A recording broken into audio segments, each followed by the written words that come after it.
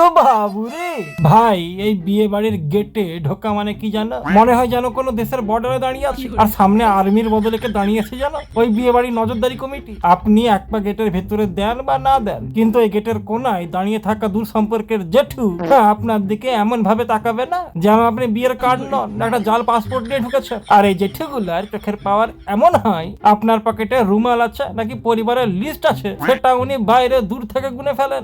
আর কাকিমারা ওনাদের চোখের মনি যেন হাই ডেফিনিশন সিসিটিভি ক্যামেরা। আপনি গেটে ঢোকার সাথে সাথে কাকিমারা মনে মনে ক্যালকুলেশন করে ফেলে, এই ছেলের জুতোটা মনে হচ্ছে বাটা থেকে কেনা, আর জামাটা মনে হচ্ছে গড়িয়াহাট থেকে কেনা, আর চশমাটা নির্ঘাতর বাবার। আর এই কাকিমা আপনার দিকে তাকিয়ে একটু মুচকি হাসি দেবেন, যার মানে হলো সব বুঝে গেছি, এত বেশি স্মার্ট হওয়ার দরকার নেই। ভাই, এই বিয়ে বাড়িতে ড্রেস কোড মানে হচ্ছে একটা মহাযুদ্ধ।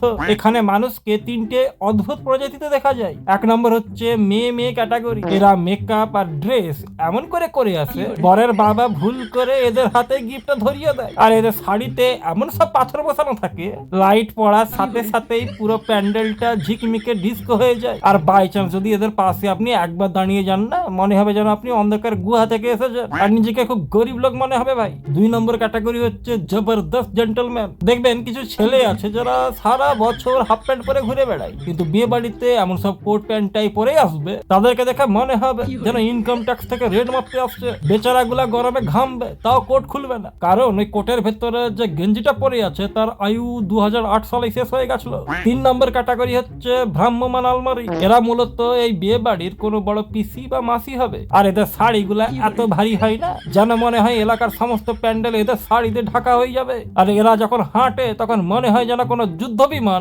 রানওয়ে থেকে টেক অফ করছে। তাদের শাড়ির ঝনঝন শব্দে পুরো বিয়ে বাড়ি বুঝে যায় যে বস ইজ কামিং। ভাই, এই বিয়ে বাড়িতে এই কাকা কাকিমা গুলো হচ্ছে সুপ্রিম কোর্টের প্রধান বিচারপতি। আপনার ফ্যাশন সেন্স নিয়ে ওরা যা রায় দেবেন সেটাকে বাতিল করার সাধ্য স্বয়ং বিধাতারও নেই। আপনি যদি ফিটিং পাঞ্জাবি পরেন তাহলে ওরা বলবে, ওরে বাবা, দেখছি তো ছেলেটা পুরো প্লাস্টিক দিয়ে মুড়ে এসেছে, বাবা তুই দম নিতে পারছিস তো, নাকি খোলার সময় কাঁচি দিয়ে কাটতে হবে?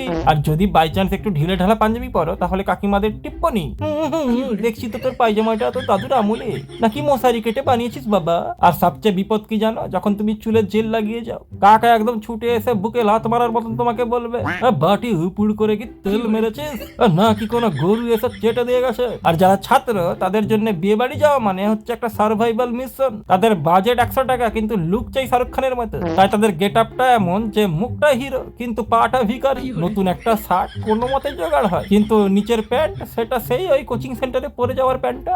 আর জুতো সে বন্ধুর কাছ থেকে জোগাড় করা জুতো। আর ওই জুতো পরে এমন হাঁটে না যেন মনে হয় পা টিপে টিপে চোট ঢুকছে। কেন জানেন? কারণ জুতোটা এক সাইজ ছোট। আর এদেরকে বাই চান্স যদি কোনো কাকিমা বিয়ে বাড়িতে জিজ্ঞেস করে ফেলে যে কচি তোর পড়াশোনা কেমন চলছে, তখন এরা মনে মনে বলে, কাকিমা পড়াশোনা চুলোই যা, এই সাইজ ছোট জুতার ব্যথায় আমার প্রাণ এখন অষ্টাগত। পড়াশোনার কথা পরে জিজ্ঞেস করবে, এখন এক গ্লাস জল দিন। আর এই বিয়ে বাড়িতে ছেলেদের সব থেকে দুঃস্বপ্ন হচ্ছে মিরর ইমেজ। আপনি অনলাইন থেকে একটা খুব সুন্দর দেখে পাঞ্জাবি কিনলেন, ভাবলেন বিয়ে বাড়িতে পরে গেলে আপনি ডন, আর ঠিক যখন আপনি খেতে বসবেন তখন দেখবেন আপনার মতন হুবহু কেউ একজন পাঞ্জাবি পরে আসছে। আর তখনই মনে হবে এই পুরো বিয়ে বাড়িটা আপনার জন্য একটা ব্ল্যাক এন্ড হোয়াইট বিয়ে বাড়ি। আর তখনই শুরু হয় এক অদ্ভুত নীরব যুদ্ধ।